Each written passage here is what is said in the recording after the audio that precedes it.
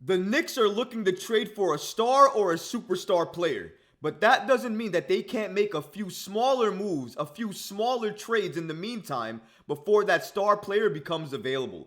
And according to SNY, they actually list a few targets the New York Knicks could go after at the trade deadline, especially because they still have Evan Fournier on the team. We're going to break down this list and let you know exactly which trade targets the Knicks could potentially go after at the deadline. All of this and so much more today. So be sure you're subscribed to the channel and have notifications turned on so you don't miss a second of the new content.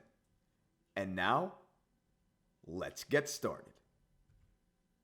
These are some of the trade targets the Knicks may go after at the trade deadline according to SNY.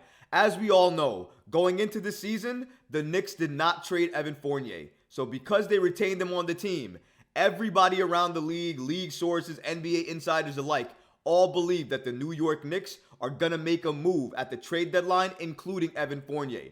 But it may also include some other players as well, too. It might include Quentin Grimes, who's recently spoken out about his struggles offensively and being frustrated with his role. It could include a lot of first-round picks. It could include some of those protected picks. It just depends on the player that they're going after. And while I think the Knicks are definitely going to look to trade for a star or a superstar player, I don't believe that's the only move that they're going to make. They have to make other plays as well too, and other moves as well too, in order to upgrade this roster. And the only way to do that is to add more key role players to this team. So that means you're going to have to likely make some smaller trades. And there's a number of small trades that the New York Knicks could make, and SNY has highlighted 5 of them. We're going to review each and every one of them, but for me, we're going to start with the one that I would like to happen the most. Jonathan Isaac from the Orlando Magic. Per SNY, Isaac's a much bigger risk than the rest of this list. He's effectively missed the last 3 consecutive seasons of basketball and is a bit of an offensive mystery and is owed $17 million next season. That being said, he's having a terrific defensive season for the league best Magic, averaging 2.4 steals and 3.3 blocks per 36 minutes. He'd give the Knicks some real size and athleticism at 6 feet 10 inches, 230 pounds, and could be a souped up glue guy at worst, potential starter at best. One of the main problems the Knicks have is size. You add a guy like Jonathan Isaac to the team, a Tom Thibodeau team that loves defense and defensive tenacity. He will check every box and then some. He is absolutely a key if the Knicks could grab him. Not only that, he's young. He can grow with this Knicks team, and he can be that key piece that the Knicks need to add to the starting unit. You get a guy like Jonathan Isaac on this team, RJ Barrett moves back to his natural position. The Knicks have size at all positions, and they are gonna look even more lethal on the defensive end. This is a win for so many people in this regard. The only difference here is that the Knicks are likely gonna have to give up a lot of first-round picks because, again, he is having a phenomenal year. The Magic are looking very good, and everybody knows the Knicks need this type of player, including the Orlando Magic. He is not going to come cheap. He may come a little bit cheaper than some of these other players because of his injury history, but given his current season, I think the Knicks are going to have to part with at least 1 or 2 first-round picks, one of them being protected, and likely Evan Fournier and another young player. It might be Grimes, it might be McBride, but somebody's going to have to go along with Evan Fournier in that deal to get this done. And in my opinion, it would be worth it because what this kid can give you an impact, his growth, his trajectory, and his growth with the Knicks, because you know the Knicks are going to re-sign him, especially if he does well. So that means he can be a key to the future for the Knicks. And that's what the Knicks have to think about. Players that can be helpful now and later on. Isaac does that in spades for the Knicks. I hope the Knicks can go after him and get him if he becomes available. But given how good the Magic have been and how key he's been for the Magic as well too, I don't unfortunately see it happening this season, but it is something to watch, definitely moving forward. Another person on this list, one of my favorites, Bojan Bogdanovic. According to SNY, the Knicks have been linked to Bogdanovic for some time now, valuing his career 39% three-point marksmanship, 20 points per game output, and solid defense. Detroit is desperate for some NBA level production, but at the cusp of another lost season, may choose to salvage some assets for their vets. Bogey would give the Knicks a playoff-ready starter that can man multiple positions and fit within the flow of any offense. For Fournier and an extra pick, that's not a bad bit of extra talent to move forward with. Absolutely, you know where I stand if you've been watching this channel on Bojan Bogdanovic. For me, he absolutely checks the box for everything the Knicks need. Maybe defensively, he's not top tier anymore, but he's not an Evan Fournier on defense either. He's not going to let people walk past him, so he can hold his own a little bit better than Fournier can. He's lights out for his career in terms of three-point shooting, and he gives you size as well too. He is a tough and willing defender, but at this stage in his career, you're likely not going to look for him to be a lockdown defender, but you are going to still look for him to be that marksman from three-point range. 39% for his career. The Knicks could definitely use that either coming off the bench or starting. I think given Tom Thibodeau and who he is, he would prefer defense over offense. So I think if Bogey did come here, he would probably come off the bench. And that's my worry with adding Bogdanovic.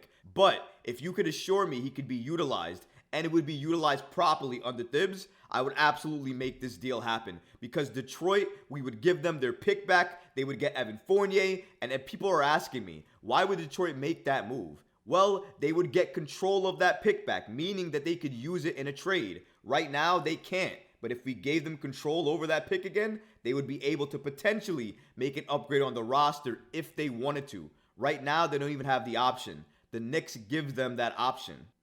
This one we have to talk about as well too, Gordon Hayward. Now, Bogdanovic may be a favorite for a lot of Knicks fans according to SNY, but Hayward is the more dynamic option and should be easier to acquire given his contract and injury history. Moving him into the starting 3 spot would give defenses zero options to hide on and set him up to excel in a more complementary role to his current role in Charlotte. SNY gives us a great update here about Gordon Hayward and how the Knicks could potentially use him. And this right here might be the one that's most realistic. Because I think Bogey is most realistic in terms of value. Because I think Leon Rose would definitely do it for the value. The Magic are doing incredibly well, which likely means Jonathan Isaac is off the table. So that means all roads lead back to Gordon Hayward, which in my opinion is the most realistic target for the Knicks this trade deadline. He'll be cheap. He's a Tom Thibodeau favorite. He fits scoring. He will help on defense when he's healthy. When he's healthy is the biggest issue because Tom Thibodeau said it himself. He could be one of the best players in the league if injuries didn't rob him of that, because injuries absolutely robbed him of his career. When he's healthy, he is a great player, absolutely sensational player. He just never manages to stay healthy. Even with the Hornets this year, look at the numbers he's putting up. If you look at his numbers in Charlotte right now, he is putting up all-star-like numbers. Again, the only question is, will he stay healthy long enough to receive an all-star bid? But the numbers he's putting up, you definitely can stay there all-star worthy. And if he comes to the Knicks, he'll play that wing position. RJ will move back to the 2. Do you notice a trend here? All the players that the Knicks would add would likely move RJ Barrett if they started back to the 2. His more natural position would likely help RJ Barrett thrive more and would help the Knicks out because they would have size at a position of a wing, get more shooting at that position, and defenses would more have to collapse on the wing position for the Knicks than they have to do right now. That's why if you notice the trend here, regardless of who the Knicks add, they're likely looking to add size, shooting, and a wing to this team that can help give size to this team and help players move back to their more natural positions. There is a theme here, and I hope you're noticing it because that is exactly it. Finally, we close out this list with DeAndre Hunter and Jerami Grant. Now, I can go into a lot for these two, but there really isn't a point. And here's why. Both of these guys are going to be a little too expensive, number one. And number two, the Hawks and the Knicks are rivals. They're likely not willing, or not wanting anyways, to do business with each other to make either of them better. So that doesn't make sense. So he's off the board already in terms of Hunter. Even though he'd be a great fit for the Knicks, he adds scoring, he adds size, he adds defense. But unfortunately, they're not doing business, so that's not going to happen. The Grant move, I actually did a video about this in the summer when I had Michael Scotto on my show. We talked about it, and he said even though Grant would help the Knicks, he would add size, add shooting. He doesn't see the Knicks going after him, and I also agree with that. One main reason though, price. They're going to want a very extraordinarily high price, and also you're likely going to have to move a lot of players to make that deal work, given how much money Grant is making. So a lot of factors, including that contract, is going to be one of the main factors into why Leon Rose and the Knicks don't go after him via the trade deadline. If he's made available, the Knicks are absolutely going to call, and they're going to see what it would take to get him on the team. I think that's going to be happening because that's part of due diligence. And then after that call, likely come to the conclusion that they're not going to go after Jerami Grant and DeAndre Hunter for the same reasons I told you already, and likely hone in on those other targets that I mentioned. Isaac, Hayward, and of course, Bogey. Because those three are the most likely to be traded during the trade deadline. Although with the Magic doing so well, I think we can sweep Isaac off the table. So then it's really a competition between Bogey and Hayward. And between the two, if it was up to Tom Thibodeau, I would say Gordon Hayward would be a Knick. If it's Leon Rose, it's going to be Price. Whichever one is cheaper, that's likely the one that's going to be a Knick. And I don't know which one's going to be cheaper at this point in time. Reports indicate that last year, Detroit was seeking 2 future first-round picks from a contender in order to move Bogey to that team. So that might be a little bit too expensive for the New York Knicks to do if Detroit is still looking for that asking price. Bogey's been injured though, so maybe the price isn't that high. With Hayward, his price definitely isn't that high given his injury history. However, what he's doing this season, the numbers that he's putting up can be seen as all-star level. So I don't know what the price tag is going to be for a trade to happen between the Knicks and the Charlottes in order to get Hayward on the team. I hope it would be a cheap deal, but I don't know what it would be given his production this season. So hopefully his injury history is taken into account way more than his production is this season on a bad Charlotte's team. So we'll see what happens. But more than anything else, be sure to understand that the New York Knicks are absolutely going to be players during the trade deadline and looking to trade Fournier and maybe some other pieces in order to get another player on this team to help this Knicks team compete better in the Eastern Conference. And not only that, if an in-season trade for a star or superstar becomes available, the Knicks are going to bite on that too. Don't think the Knicks are only looking to make that star or superstar trade. They're definitely looking to make smaller trades as well too, because let's face it, role players are the way to win games in this league. No matter how many stars you have on your team, you're going to need a number of role players on that team to help those stars out. So always make sure you understand, when the Knicks are looking for stars, they're likely looking for role players as well too. And I think the Knicks have a good shot to add both of them during the season, but absolutely during this next offseason.